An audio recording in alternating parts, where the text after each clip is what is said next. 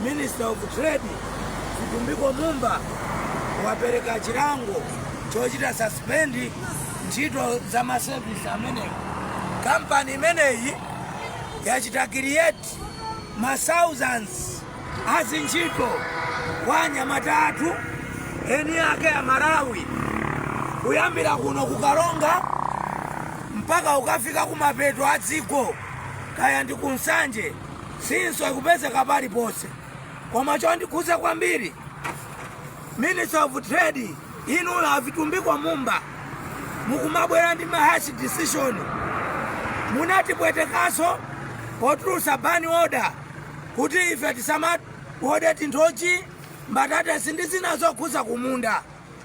Ndikangopita kumbali ya Bishop Simama Abraham amene amakonda dziko lino sapanga nawo zandale, sitinamvepo kuti ayima pa podium, sitinamvepo kuti akumema anthu kuti voterani chipani chakuti.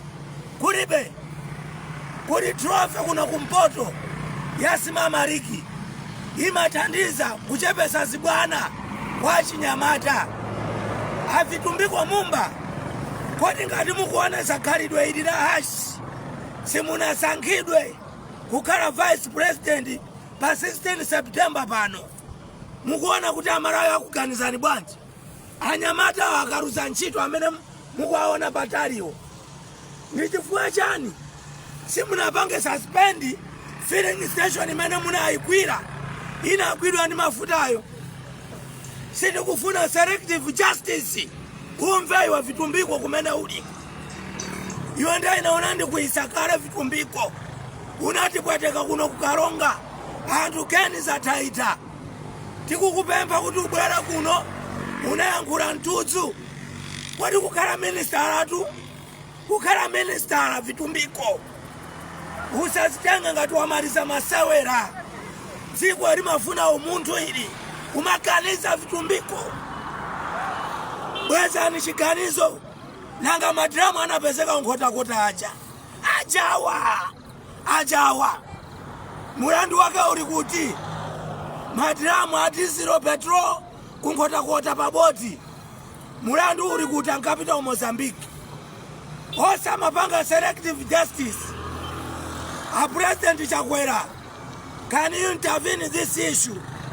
Simama makhala naye kutumikira zawo Mulungu. Sana pange chipongo wandara wina aliyese. Ndikulupirira mmapasana moni mmachezerana nawo. Ndi chifukwa chani mukulola zote zizichitike? Lamulani amene anapezeka ndi mafuta wopita nkhotakota ku Mozambique uja timudziwe dziko lidziwe.